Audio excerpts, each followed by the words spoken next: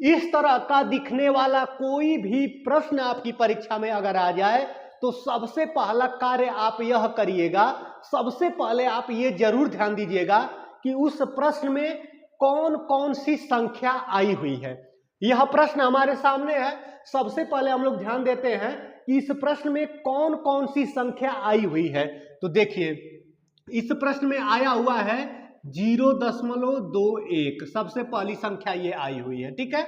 दूसरी संख्या अगर हम ध्यान देंगे तो देखिए यहां भी 0.21 है, यहां भी 0.21 है, यही संख्या है, यहां से संख्या बदल रही है, ये दूसरी संख्या है, ठीक है ना। दूसरी संख्या क्या है कि 0.021, पहली संख्या थी 0.21, दूसरी संख्या है 0.021 है। चलिए और अगली संख्या देखते हैं, यहां भी 0.021 है, 0.021 है। देखिए यहां पर तीसरी संख्या है, यानी तीसरी संख्या क्या है कि 0.63। आप देख पा रहे होंगे ये आपकी तीसरी संख्या हो गई, और यहां ये चौथी संख्या है। चौथी संख्या क्या है 0.063। यही चार तरह की संख्या इस प्रश्न में आया हुआ है।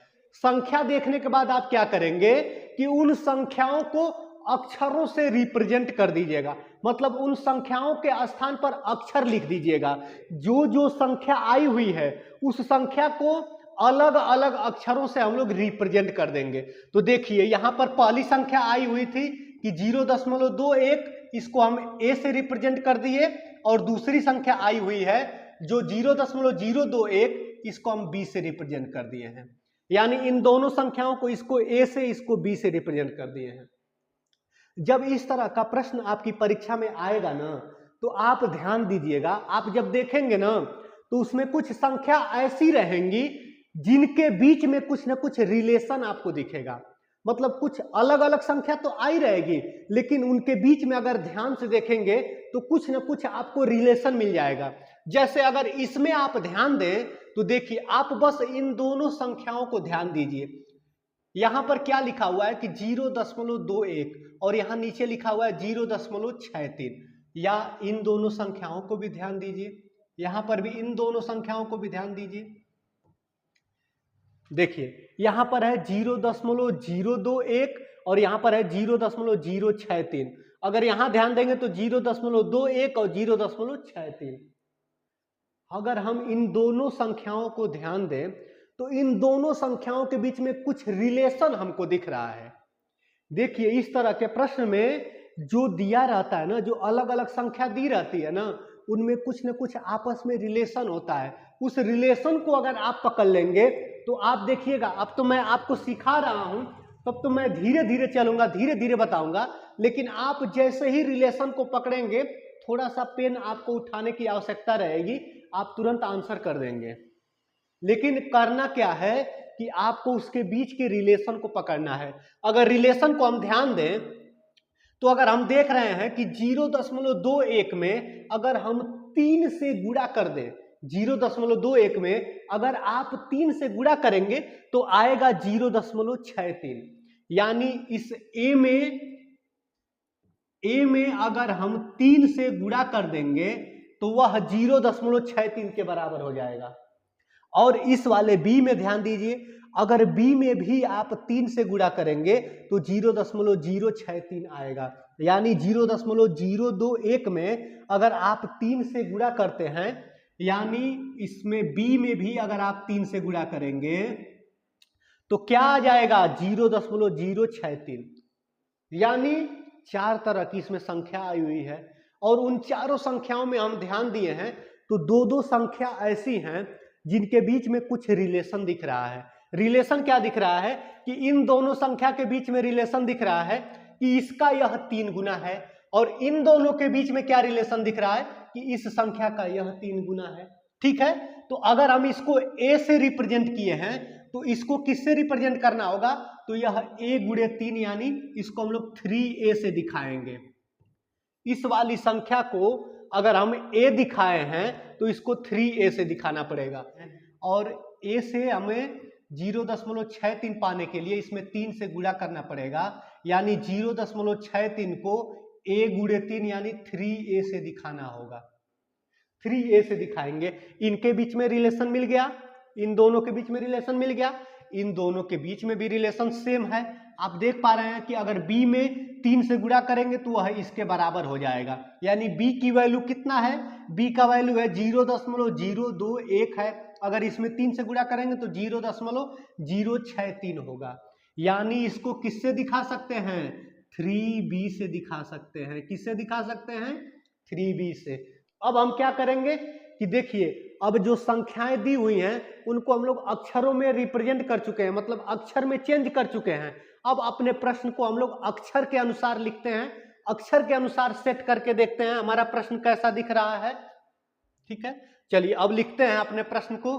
प्रश्न क्या बन रहा है, तो यहां पर a इंटू ए, ठीक है ना। आगे क्या है, प्लस का साइन है। उसके बाद से इसको b लिखेंगे, इसको भी b लिखेंगे, इसको भी b लिखेंगे, यानी b इंटू बी। ठीक है, पूरे के बटे में, पूरे के बटे में यहां पर क्या लिखना है, इसका यह 3 गुना है। अगर ये a से रिप्रेजेंट हुआ है तो ये 3a से रिप्रेजेंट होगा, यानी 3a इंटू यहां पर क्या होगा 3a, आगे भी कितना आएगा 3a ही आएगा। ठीक है, बीच में प्लस का साइन है तो प्लस लिख दे रहे हैं। उसके बाद से क्या करेंगे, इसको किससे रिप्रेजेंट कर रहे हैं, 3b से। क्यों, क्योंकि अगर हम इसको b से रिप्रेजेंट करेंगे तो इसका यह 3 गुना है, यानी यह b है तो ये 3b होगा, यानी 3b इंटू 3b। ठीक है, अब देखिए हमारा प्रश्न इतना बड़ा था, जब हम लोग अक्षर से रिप्रेजेंट कर दिए तो ये प्रश्न इतना छोटा हो गया। चलिए इसको अब आगे सॉल्व करते हैं। देखिए कितना हो जाएगा, यहां पर आपका a का 3 बार मल्टीप्लाई है आपस में, a का आपस में 3 बार गुणा है तो इसको a क्यूब लिखेंगे। ठीक है, प्लस b का आपस में 3 बार गुणा है तो इसको b क्यूब लिखेंगे, प्लस b क्यूब बटे में।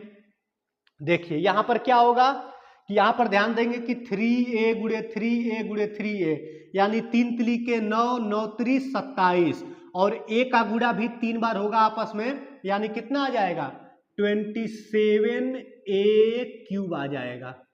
ठीक है, a का आपस में 3 बार गुणा होगा तो a क्यूब आ जाएगा, और जब 3 का आपस में 3 बार गुणा होगा तो कितना आ जाएगा 27 आ जाएगा।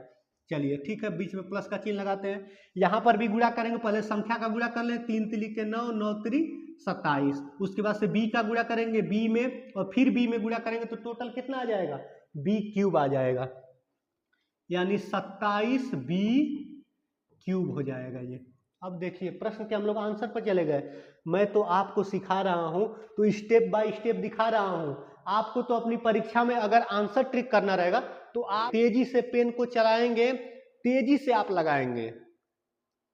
मैं तो यहां पर सिखा रहा हूं तो धीरे धीरे चल रहा हूं, लेकिन आपकी परीक्षा में यह प्रश्न पूछेगा तो इतना आप नहीं करेंगे, आप बहुत तेजी से कैलकुलेशन करेंगे। बस इसको प्रैक्टिस कर लीजिए, इसको याद कर लीजिए, देख लीजिए, सीख लीजिए, इस अप्रोच को आप सीख लीजिए कि यह प्रश्न कैसे मैं सॉल्व कर रहा हूं। ठीक है, तो देखिए यहां पर a cube plus b cube यहां पर ऊपर है, और नीचे देख रहे हैं कि 27a cube plus 27b cube. अगर नीचे आप ध्यान देंगे तो जो ये 27 है, जो यानी 27 है, इन दोनों संख्याओं में दिख रहा है, यानी हम चाहेंगे तो यहां से 27 को क्या कर सकते हैं, कॉमन कर सकते हैं। यानी 27 हम लोग कॉमन करेंगे तब क्या स्थिति बनेगी, ऊपर है a cube plus b cube, और नीचे क्या कर रहे हैं, इस 27 को हम लोग कॉमन ले रहे हैं। यानी 27 अगर कॉमन लेंगे तो कितना बचेगा यहाँ पर अंदर, 27 से जब इसमें भाग होगा तो बचेगा आपका a क्यूब प्लस यहाँ पर क्या बच जाएगा